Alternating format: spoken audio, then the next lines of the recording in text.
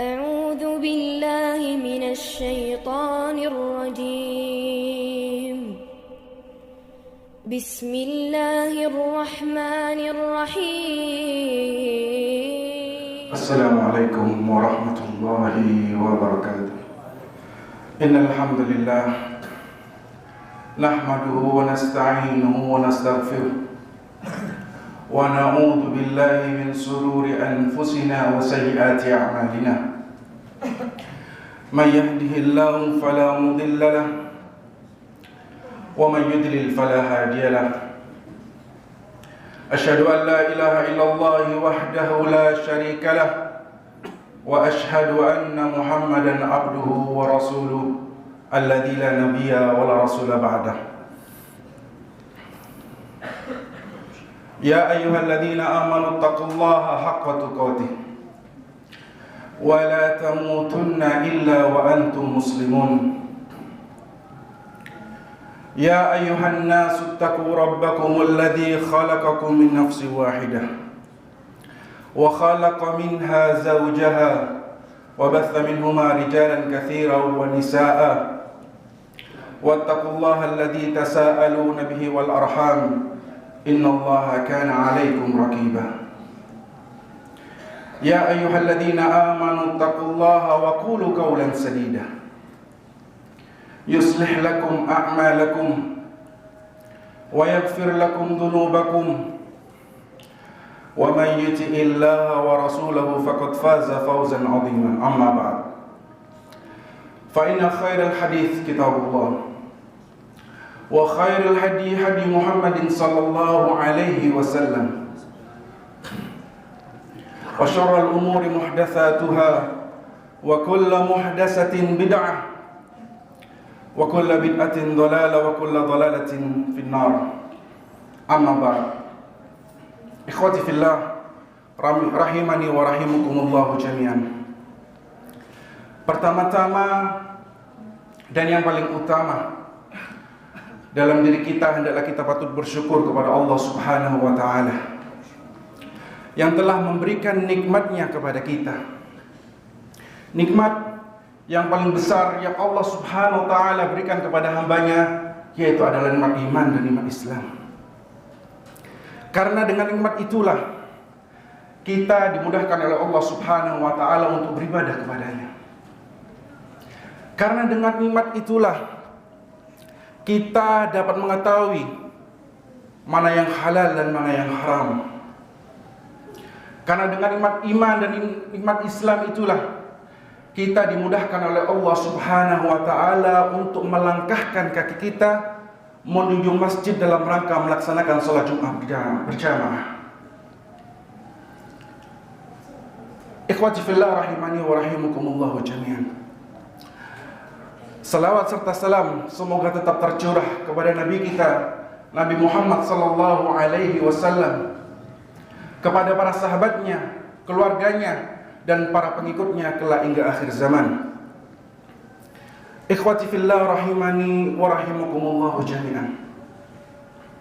Hari berganti demi hari. Waktu yang kita lalui pergi begitu saja tanpa kita rasakan. Dan yang lebih besar daripada itu, tidak dapat memberikan bekas pada diri seorang hamba, pada diri seorang muslim. Tidak dapat mengukir sesuatu yang indah yang dengannya seorang hamba bisa bertemu dengan Rabbnya dalam keadaan beriman kepada Allah Subhanahu wa taala. Ingat saudaraku yang dirahmati oleh Allah Subhanahu wa taala, sejatinya seorang muslim, sejatinya seorang mukmin dalam mengarungi bahtera kehidupannya, hendaklah dia harus beriman kepada Allah Subhanahu wa taala.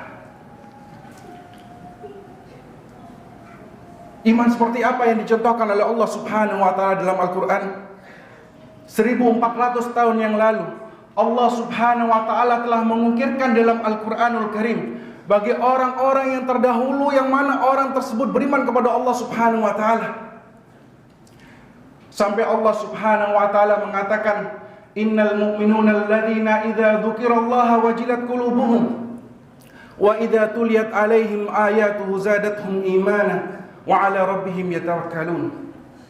Orang-orang beriman itu kata Allah Subhanahu wa taala adalah orang-orang yang tak kala disebutkan nama Allah Subhanahu wa taala bergetarlah hatinya.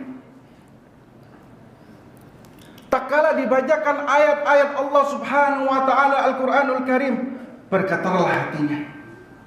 Sesungguhnya orang-orang yang beriman itu adalah orang-orang yang selalu bertawakal kepada Allah Subhanahu wa taala. Lihatlah orang-orang atau saudara-saudara kita di Palestina, yang mana kebanyakan orang-orang di Palestina Allah berikan iman yang sangat tinggi. Allah memberikan ujian yang sangat berat. Sampai-sampai Allah Subhanahu wa taala pun menuliskan di dalam Al-Qur'anul Karim, yang mana kata Allah Subhanahu wa taala lambung-lambung mereka jauh dari tempat tidur mereka. Mereka beristighfar di malam hari meminta ampunan Allah Subhanahu wa taala. Mereka meminta rahmat Allah Subhanahu wa taala sampai Allah Subhanahu wa taala katakan kanu qalilan minal laili ma yahja'un wa bil ashari hum yastaghfirun. Orang-orang beriman itu adalah orang-orang yang mana lambung-lambung mereka jauh dari tempat tidur mereka. Artinya apa? Mereka sedikit tidur. Allah berikan cobaan, Allah berikan ujian. Karena Allah Subhanahu wa taala memberikan keimanan yang begitu tinggi kepada saudara kita. Sampai-sampai Allah Subhanahu wa taala menyebutkan sesungguhnya lambung-lambung mereka itu jauh dari tempat tidur mereka. Dan di malam hari dia beristighfar kepada Allah Subhanahu wa taala, memohon ampunan, meminta rahmat Allah Subhanahu wa taala. Yang ujung-ujungnya Allah Subhanahu wa taala rahmati mereka, ampuni mereka, ampuni dosa-dosanya. Karena sejatinya seorang mukmin dalam kehidupan ini adalah diciptakan oleh Allah Subhanahu wa taala hanya untuk beribadah kepadanya. Allah Subhanahu wa taala mengatakan, "Wa ma khalaqtul jinna wal insa illa liya'budun." Tidaklah kuciptakan jin dan manusia kecuali hanya untuk beribadah kepada Allah Subhanahu wa taala. Saudaraku yang dirahmati oleh Allah Subhanahu wa taala, ingat Rasulullah sallallahu alaihi wasallam 14 abad yang lalu telah mewanti-wanti kepada kita tentang perkara lisan. Apa yang terjadi di sekitar kita, apa yang terjadi di keluarga kita, apa yang terjadi di lingkungan kita sehari-hari. Karena sejatinya seorang muslim, kata Rasulullah sallallahu alaihi wasallam, al-muslimu man salima al-muslimu min lisanihi wa yadihi. Sejatinya seorang mukmin, sejatinya seorang muslim, tak kala dia seorang muslim yang lainnya selamat dari lisan dan perbuatan tangannya. Lihatlah saudara kita yang dirahmati oleh Allah Subhanahu wa taala. Berapa banyak di antara kita yang menghalalkan segala cara hanya untuk mengambil atau mendapatkan manfaat dari saudara-saudara kita yang lainnya dengan sedikit kedustaan. Berjual beli dengan cara yang gharar, berjual beli dengan cara yang riba, berjual beli dengan cara yang tidak disunnahkan oleh Rasulullah sallallahu alaihi wasallam dengan sedikit kebohongan, dengan sedikit kedustaan hanya untuk memenuhi kebutuhan saudara atau keluarga kita sehari-hari. Ingat saudaraku yang dirahmati oleh Allah Subhanahu wa taala, Allah Subhanahu wa taala mengatakan tentang perkara ini. Apa kata Allah Subhanahu wa taala? Wa nahnu aqrabu ilaihi min hablil warid id yatalaqqal mutalaqqiyani 'anil yamini wa 'anil shimali qa'id ma yalfidu min qawlin illa ladayhi raqibun atid. Ingat, tidak ada satu ucapan pun. Sesungguhnya ada dua malaikat yang berada di sebelah kanan kalian dan sebelah kiri kalian. Tugasnya apa? Hanya untuk mencatat setiap ucapan yang kita keluarkan, setiap perbuatan dalam kehidupan kita sehari-hari, baik itu bermuamalah dengan saudara kita ataupun berbicara dusta. Ma yalfidu min qawlin illa ladayhi raqibun atid. Tidak ada satu ucapan pun, kata Allah Subhanahu wa taala, kecuali kedua malaikat akan mencatat semua perbuatan lisan kita dan tangan kita. Artinya apa? Sedikit kedustaan yang telah kita lakukan hanya untuk mendapatkan keuntungan dalam kehidupan kita sehari-hari dengan cara bermuamalah dengan cara yang batil, malaikat mencatat setiap kebaikan dan setiap perbuatan apa yang telah kita lakukan dari perbuatan tangan dan lisan kita. Ingat, harta itu baiknya dihisab, haramnya akan diazab. Ikhwati fillah rahimani wa rahimakumullah jami'an. Rasulullah sallallahu alaihi wasallam pernah bersabda tentang masalah perkara dusta. Rasulullah sallallahu alaihi wasallam mengatakan, "Alaikum bisidqi, fa inna sidqa yahdi ilal birri, wa innal birra yahdi ilal jannati, wa ma yazalu ar-rajulu yasduqu wa yataharra sidqan hatta yuktaba indallahi siddiqan. Wa iyyakum wal kadhib, fa innal kadhib yahdi ilal fujur, fa innal fujur yahdi ilan nar, wa ma yazalu ar-rajulu yakdhibu wa yataharra al-kadhib hatta yuktaba indallahi kadzaban."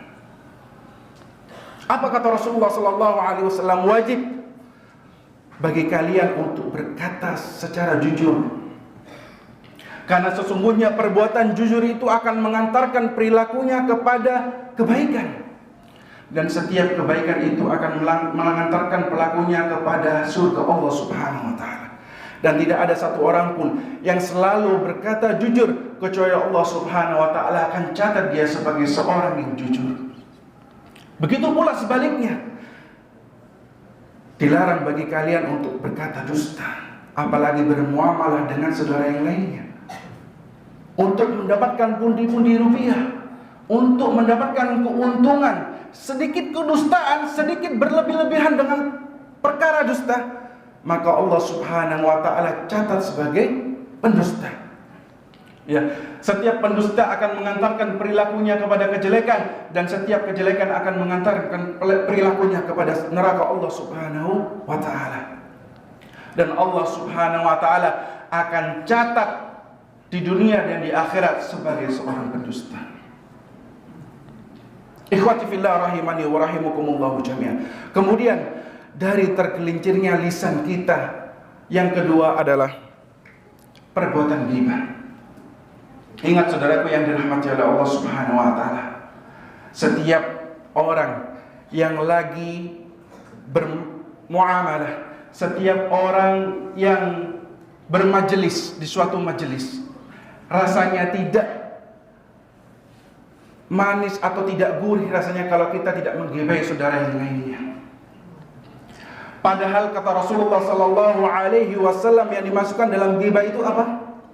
Dzikruka akhaka bima yakrahu. Ghibah itu menyebutkan kejelekan saudara yang lainnya, yang dimana saudara tersebut tidak ada di hadapan kita. Ya. Sampai-sampai Imam Nawawi mengatakan ghibah itu sesuatu yang sangat jelek yang diumbar-umbar di khalayak ramai. Siapa di antara kita gerangan wahai saudaraku yang dirahmati oleh Allah Subhanahu wa taala, keburukan yang Allah Subhanahu wa taala tutup lalu diumbar-umbar oleh saudara kita yang lainnya. Rasulullah sallallahu alaihi wasallam pernah bersabda tentang masalah perkara ini. Rasulullah sallallahu alaihi wasallam mengatakan, "Atadruna mal ghibah?" Apakah kalian itu tahu apa itu ghibah? Kata para sahabat, "Allahu rasuluhu a'lam." Ghibah itu kata Rasulullah sallallahu alaihi wasallam, "Dzikruka akhaka bima yakrahu." Menyebutkan kejelekan saudara kita yang mana saudara kita tidak ada di hadapan kita.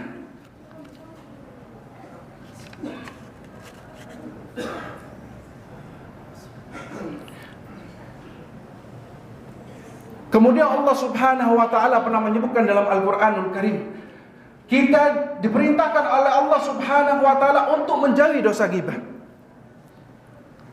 Allah Subhanahu wa taala mengatakan, "Ya ayyuhalladzina amanu ijtanibu katsiran minadh-dhonn." Wahai orang-orang yang beriman, jauhilah di antara kalian itu berprasangka buruk. Fa inna ba'dadh-dhonni itsm. Karena sesungguhnya prasangka buruk itu adalah dosa kepada Allah Subhanahu wa taala. Yang mana kata Allah Subhanahu wa taala dalam Al-Qur'an, pengandaian orang-orang yang selalu menggibahi saudara yang lainnya perumpamaannya seperti memakan bangkai kambing saudara kita yang lainnya. Coba kita pikirkan wahai saudaraku yang dirahmati oleh Allah Subhanahu wa taala, bagaimana seandainya kalau di hadapan kita makanan berupa bangkai kambing. Pasti kita tidak mau memakannya. Akan tetapi ghibah, yang dimana ghibah itu kalau sesuatu yang benar yang telah kita sebutkan, itu akan menjadi fitnah di antara saudara kita yang lainnya. Apalagi kalau kita menyebutkan kesalahan-kesalahan saudara kita yang lainnya. Maka daripada itu ikhwati fillah rahimani wa rahimakumullah jami'an, dari tergelincirnya lisan kita, maka Rasulullah sallallahu alaihi wasallam memerintahkan kepada para hambanya, pada para pengikutnya untuk menjauhi perkara-perkara ghibah tersebut. Setelah perkara-perkara dusta, kemudian yang kedua adalah perkara-perkara ghibah. Karena semuanya perbuatan lisan tersebut akan terus terjadi sampai hari kiamat. Karena Rasulullah sallallahu alaihi wasallam pernah mengatakan kepada kita, kita tidak akan pernah terhindar dari masalah perkara hati, termasuk dosa ghibah tersebut. Ikhwati fillah rahimani wa rahimakumullah jami'an. Kemudian yang ketiga, kata Rasulullah sallallahu alaihi wasallam, bagi seorang mukmin yang sejati adalah kita diperintahkan untuk menjauhi dosa namimah. Ya. Para ulama menyebutkan bahwasanya dosa namimah itu adalah dosa yang sangat berat, termasuk kabairud dzunub, karena kita diadu domba oleh saudara kita yang lainnya. Karena perkara-perkara ini dimasukkan ke dalam, oleh para ulama dimasukkan ke dalam al-kabairud dzunub, yaitu dosa-dosa yang paling besar yang harus kita hindari. Rasulullah sallallahu alaihi wasallam pernah bersabda kepada kita. Pada waktu itu Rasulullah sallallahu alaihi wasallam bersama para sahabatnya berjalan pada suatu pasar. Kemudian Rasulullah sallallahu alaihi wasallam berhenti sejenak, mendengar di alam kubur kedua orang yang lagi diazab oleh Allah Subhanahu wa taala. Lalu Rasulullah sallallahu alaihi wasallam bersabda, yu'adzabani wa ma yu'adzabani fi kabir. Aku mendengar, kata Rasulullah sallallahu alaihi wasallam, dua orang yang diazab di alam kubur. Dan dia menyangka bahwasannya azab tersebut bukan azab yang sangat besar, yaitu azab yang sangat kecil. Kemudian Rasulullah sallallahu alaihi wasallam melanjutkan sabdanya, wa kana ahaduhuma la yastatir min bauli wa kana ahaduhuma yamsi bin namimah. Kedua orang yang diazab di alam kubur tersebut, wahai saudara yang dirahmati oleh Allah Subhanahu wa taala, yang pertama karena dia tidak berhadas dari hadas yang kecil. Artinya apa? Kalau kita melihat di jalan-jalan ada tukang becak yang kencing sembarangan, ya, dia tidak berhadas dari hadas tersebut, maka perbuatan itu termasuk, kata Rasulullah sallallahu alaihi wasallam, la yastatir min baulih. Dia tidak membersihkan dari hadas kecil. Hal tersebut atau perbuatan tersebut akan mengantarkan perilakunya kepada azab di alam kubur, kata Rasulullah sallallahu alaihi wasallam. Kemudian yang kedua apa? Wa kana ahaduhuma yamsi bin namimah. Yang mana yang satu lainnya diazab dalam kubur tersebut adalah selalu mengadu domba di antara saudara yang lainnya. Ikhwati fillah rahimani wa rahimakumullah. Mudah-mudahan Allah Subhanahu wa taala memberikan keteguhan hati dalam hati kita. Mudah-mudahan Allah Subhanahu wa taala menjauhkan kita dari perkara-perkara tergelincirnya lisan dan hati kita, dari perbuatan dusta, dari perbuatan mengadu domba, dan dari perbuatan menjelek-jelekan seperti namimah dan yang lain sebagainya. Aqulu qauli hadza wa astaghfirullah li wa lakum wastaghfiruhu innahu wal ghafurur rahim.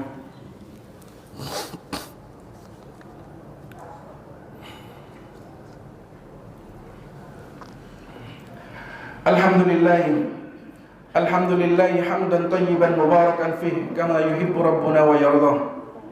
Asyhadu an la ilaha illallah wahdahu la syarika lah wa asyhadu anna Muhammadan abduhu wa rasuluhu alladzi la nabiyya wa la rasula ba'dah. Ikhwati fillah rahimani wa rahimakumullah jami'an. Sejatinya seorang muslim, sejatinya seorang mukmin dalam mengarungi bahtera kehidupan, seperti perkataan Imam Ibnu Qayyim Al-Jauziyah rahimahullah ta'ala. Beliau pernah mengatakan, laisa sya'nu an tuhib walakinna sya'nu an tuhab. Yang menjadi tujuan kita hidup di dunia ini bukan kita mencintai Allah subhanahu wa ta'ala, akan tetapi bagaimana agar kita dicintai oleh Allah subhanahu wa ta'ala. Mudah-mudahan yang sedikit ini bisa memberikan keimanan kita kepada Allah subhanahu wa ta'ala. Mudah-mudahan kita dijauhkan oleh Allah subhanahu wa ta'ala dari perkara-perkara yang dilarang oleh Allah dan Rasulnya sallallahu alaihi wasallam, seperti perbuatan dusta, mengadu domba dan lain sebagainya. Akhirnya kita berdoa kepada Allah subhanahu wa ta'ala, Allahumma fir lil muslimina wal muslimat wal mu'minina wal mu'minat al ahya'i minhum wal amwat innaka sami'un qaribun mujibud da'wat wa qadiyal hajat. Allahumma aslih lana dinana alladhi wa ismatu amrina wa aslih lana dunyana allati fiha ma'ashuna wa aslih lana akhiratana allati ilaiha ma'aduna waj'alil hayata ziyadatan lana min kulli khair waj'alil mauta rahatan lana min kulli syarr. Rabbana hab lana min azwajina wa dhurriyyatina qurrata a'yun waj'alna lil muttaqina imama. Rabbana atina fid dunya hasanah wa fil akhirati hasanah wa qina adzaban nar. Subhana rabbika rabbil izzati amma yasifun. Wassalamu alal mursalin walhamdulillahi rabbil alamin. Aqimus shalah.